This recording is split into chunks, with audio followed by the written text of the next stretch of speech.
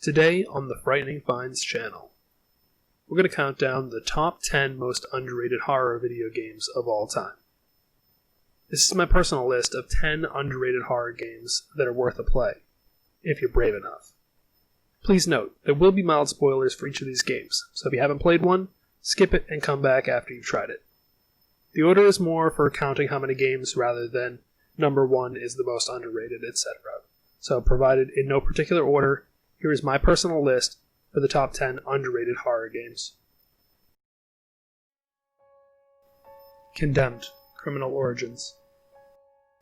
This game is from the heyday of horror games, launched back in 2005. Unfortunately, it was given a mature audience rating, and in some European countries, the game was banned completely. You play as an SCU agent, Ethan Thomas, arriving at the scene of a murder. You and your fellow officers enter into an abandoned building that is surrounded by psychopaths and criminals. The game starts with some device-based crime investigation, and immediately you start to feel uneasy. You get blamed for a murder after losing your weapon and have to investigate a particularly nasty serial killer called the Matchmaker, without much help from your team other than one tech. The game focuses heavily on melee combat, as guns and ammo are extremely scarce. The combat feels good, and the melee weapons each have a unique weight and stats. Just about anything in the environment can be picked up as a weapon. A chair leg, a piece of pipe, you name it. Add to this some pretty cool animations, and the melee combat ends up feeling pretty rewarding.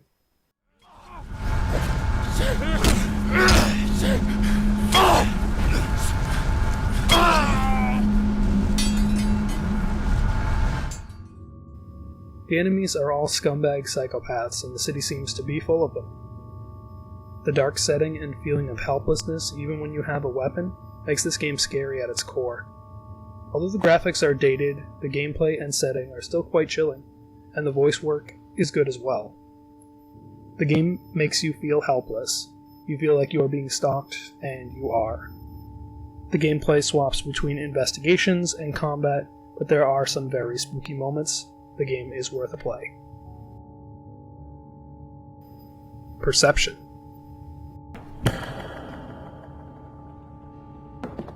Perception in a word is unique. In concept, you play as a blind character that uses a form of echolocation to highlight your environment and navigate an old mansion.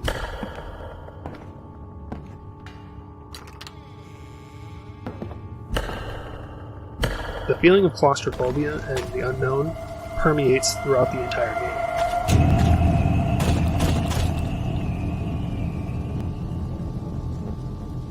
In execution, the game falls a little short. It runs out as a find object to trigger memory, hide from ghosts, rinse and repeat type of game. This makes the list due to an interesting concept that turns out to be quite frightening while playing it. Again, this game has top-notch voice acting, and it gets high marks on tackling a subject not before seen in horror games. Felicia's pregnancy suits her. She glows. She walks around holding her tummy. Sometimes she just smiles for no reason. Nowadays, in 2021, there are no shortage of games that derive their horror from being unable to fight back against an evil that is following.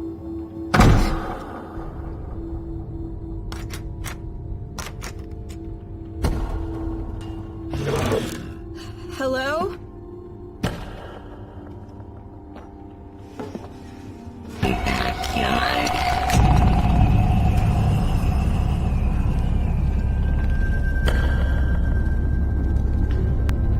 From Amnesia to Outlast, this has been done many times. Run, hide, or die. At this point, we've all played games like this. Ghosts. Actual ghosts. In Amnesia, you play as a character with extreme fear. In Outlast, you are a journalist that is outmatched by monstrous criminals chasing you. In Perception, the reason for being unable to fight is a lot clearer. You're blind. You can't see. How could you fight?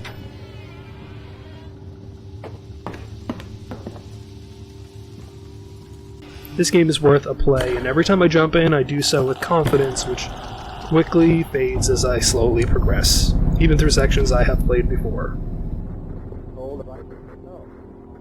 Who is master of the world? The game makes you feel helpless, which overall transfers into a fun and scary experience. Terrifying mandible. Welcome to the game, too. Help me. The best word to describe this game is brutal. I heard you were looking for me.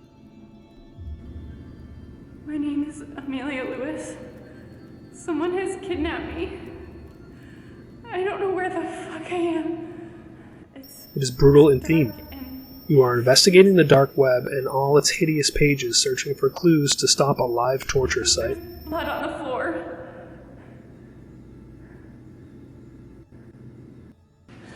I just saw someone. I don't know who saw me, but it's definitely them. He was wearing the same mask. I don't know how the fuck they got to me, but they did. It is brutal in difficulty. The game is compared to Dark Souls occasionally because 90% of players will be turned away because of how relentlessly hard the game actually is to complete.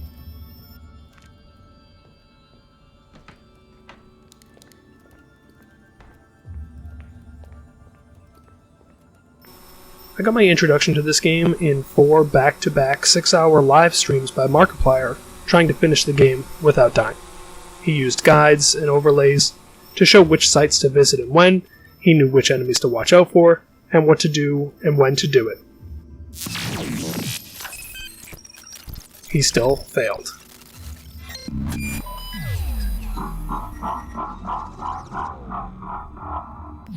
It's the type of game where one small mistake can kill a 3-hour run. Did you not hear a window lock click? Did you forget to mute your microphone when hiding in a shower and the killer heard you speak? When I say the killer hears you speak, I mean you, the player. The game listens to your audio input while hiding, so if the game hears you, the killer finds you.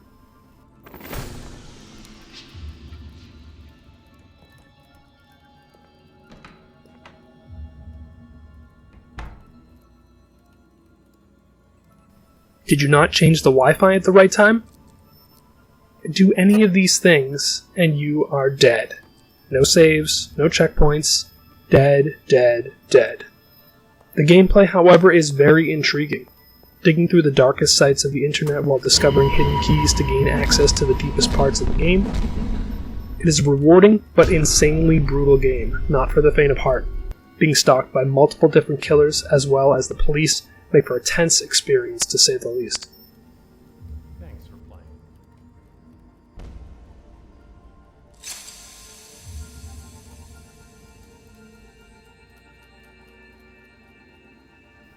Sanitarium. Oh, what's happening? Where am I? Sanitarium, the game, comes from the heyday of point-and-click adventure games. You wake up covered in bandages in an insane asylum as your character tries to piece together where you are and why you are there.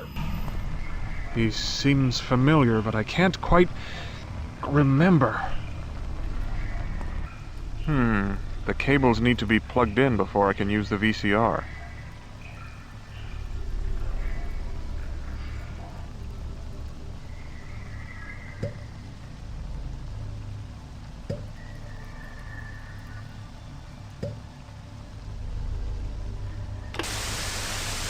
It's a journey through exploration that makes you wonder how much is real and how much is just your character losing their mind. Can you hear me? It's Dr. Morgan. Your delusions almost took the life from you this time. My face, it's in bandages. Where am I? Who am I? For fans of point-and-click adventure-type games like Sam & Max, Full Throttle, etc., this is actually a hidden gem.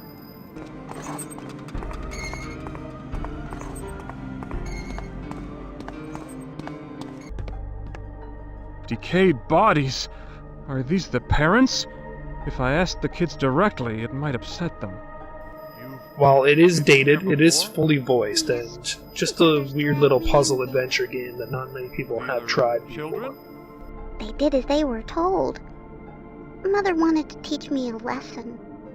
If you can hunt down Sanitarium, give it a play.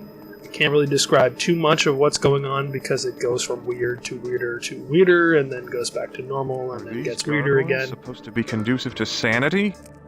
The architect was probably an inmate. Oh, what about all the patients up there?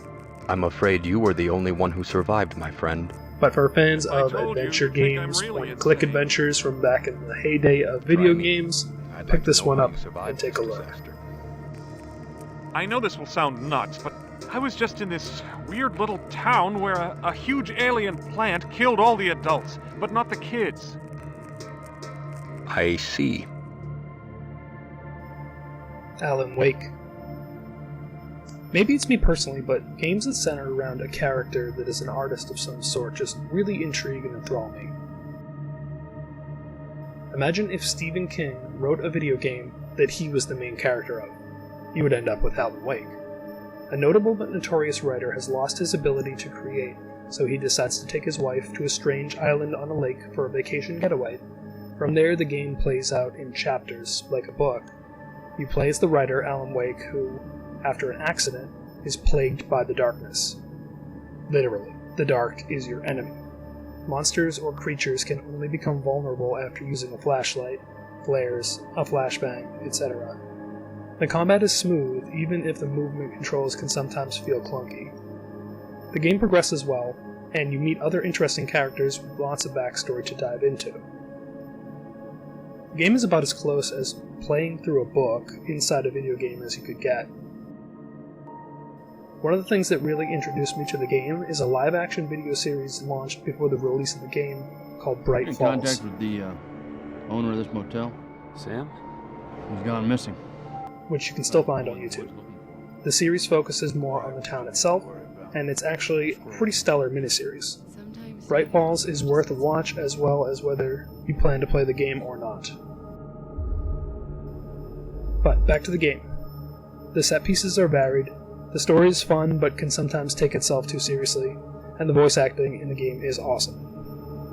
I particularly like the radio announcer who ties some sections of the game together and eventually makes an appearance as well. So many things about this game remind me of classic horror movies, TV shows, and books that I enjoy.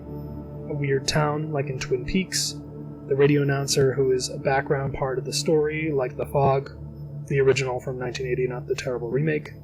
Small TV snippets appear in game that are like mini Twilight Zone episodes. Maybe that's why I enjoy it so much. It's the details. Overall, Alan Wake is an ambitious project for the time, and a game I still take time to play through on occasion.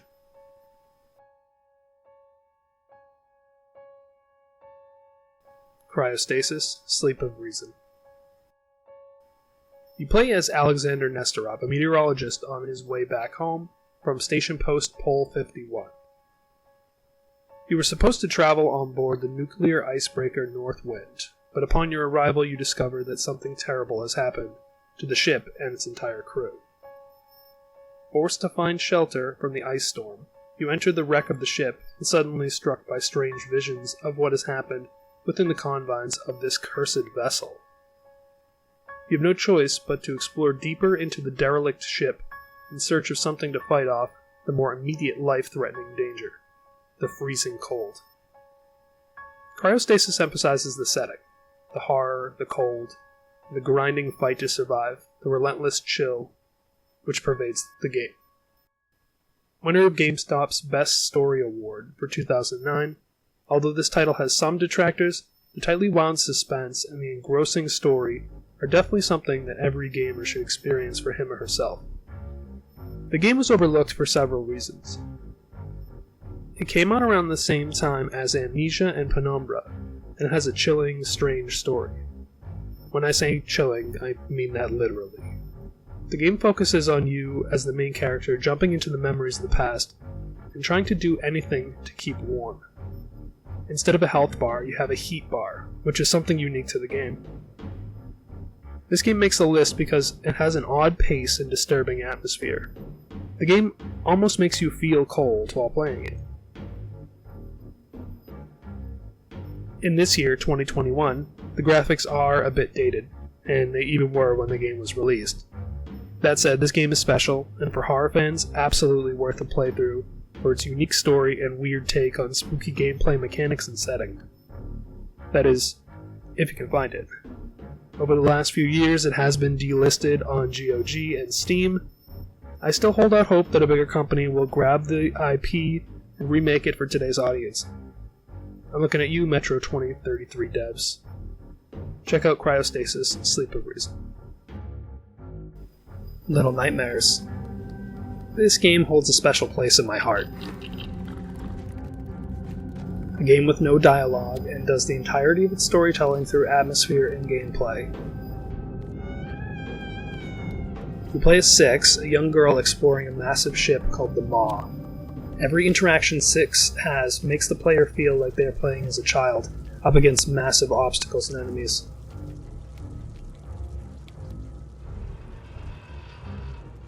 The character design, setting, and sound design are top-notch, and it's the type of game you'll want to play again and again while you try to discover more secrets and hidden Easter eggs.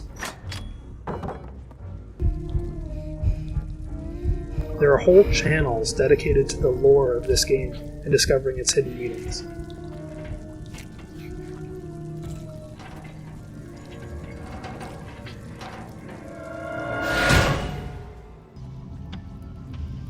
The game was launched with little fanfare from small development studio Tarsier Studios, but it was published through Bandai Namco to see a worldwide release on consoles and PC.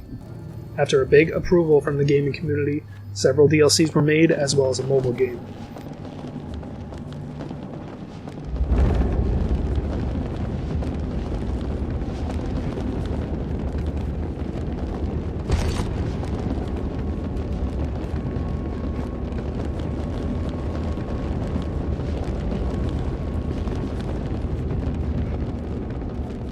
Each of these contain more bits of story and more secrets to find.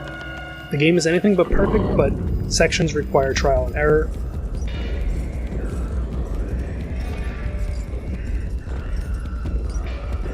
Overall, it's a solid little puzzling platform game in a spooky, strange setting.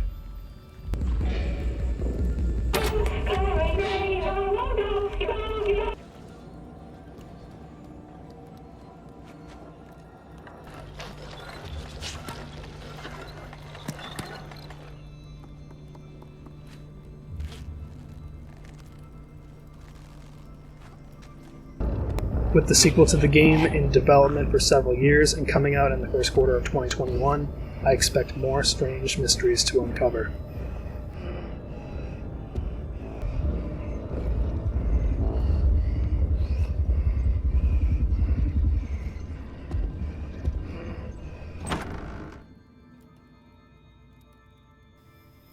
Soma.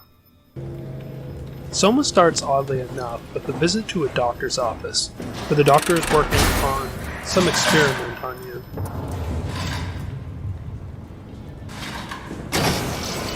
All of a sudden you wake up in a remote research facility.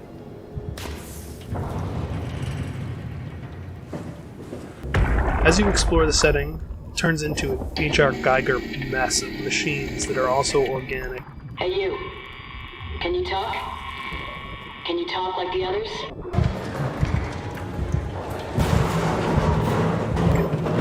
Surprise, surprise, they want to kill you. The setting and voice acting are very well done, and you feel a sense of dread and claustrophobia while playing.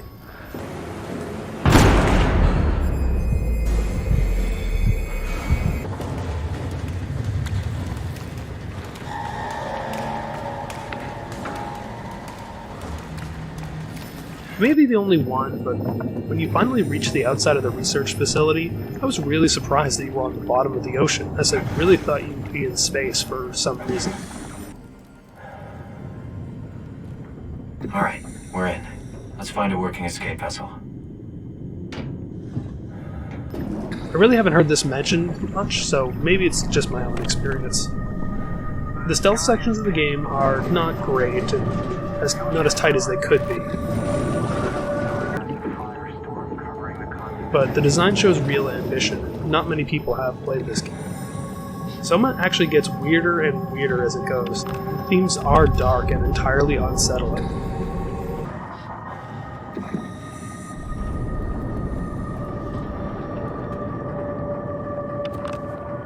The game actually has 4 different endings to explore, and launched alongside a companion ARG that went deeper into the themes of the game before it was released. Curie is safe while submerged. The crew, what's left of it, is doing okay. For the rest of the world, there's no good way to describe it. The destruction is absolute. The surface is just gone. I picked it up a few years back on a whim during a Steam sale, and I literally played through the whole game in one sitting.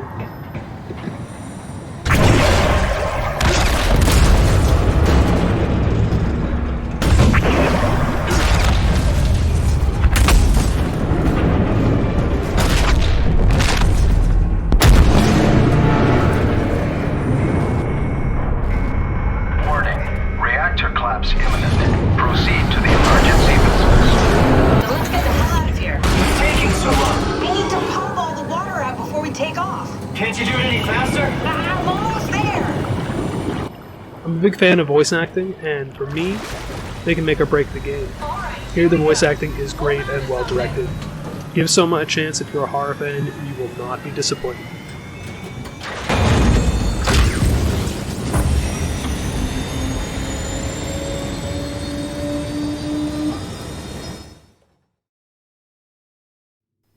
Layers of Fear. This is one of the few games that contains such original and incredible art, while the game itself is a piece of artwork. The game is chilling, but it's difficult to describe why. You aren't really being chased or stalked by anything. You don't have to hide. It's more a game of perspective.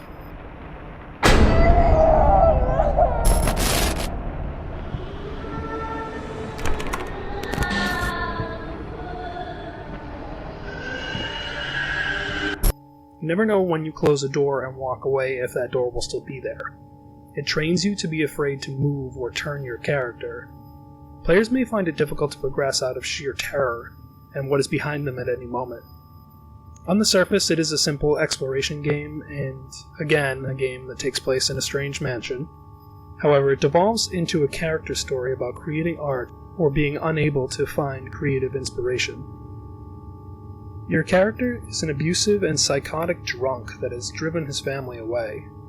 The best parts, for me, are marveling at the incredible artwork and level design. The design team on this game are truly artists, and from sound to setting to gameplay, everything just works.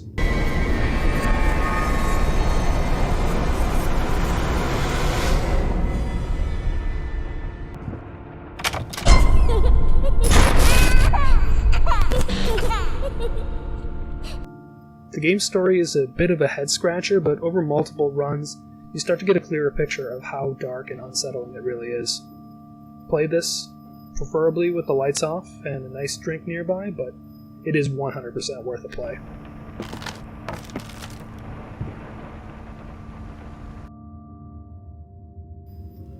Dark. Sound design in video games is often overlooked or treated as an afterthought.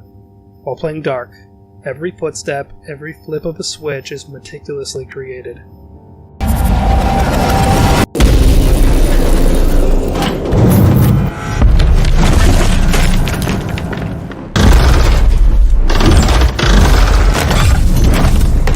This game has some of the best sound design of any game ever made.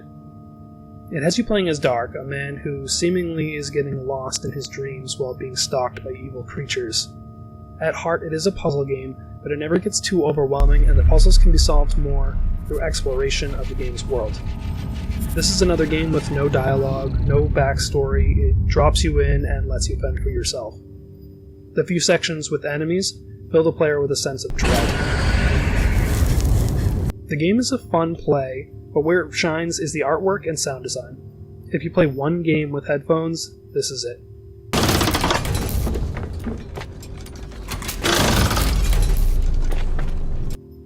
The sections of the game vary quite a bit.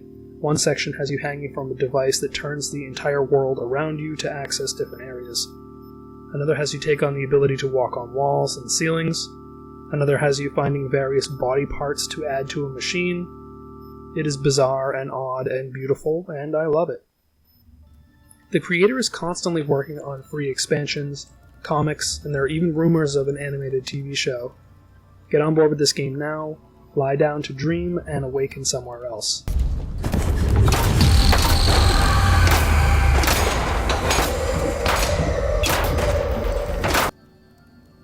As a side note, while recording voice lines for this game, the final DLC is out and it is free. It is really fun. I haven't beaten it quite yet, but it does seem to add a lot to the gameplay. Take a look at Dark. It is awesome.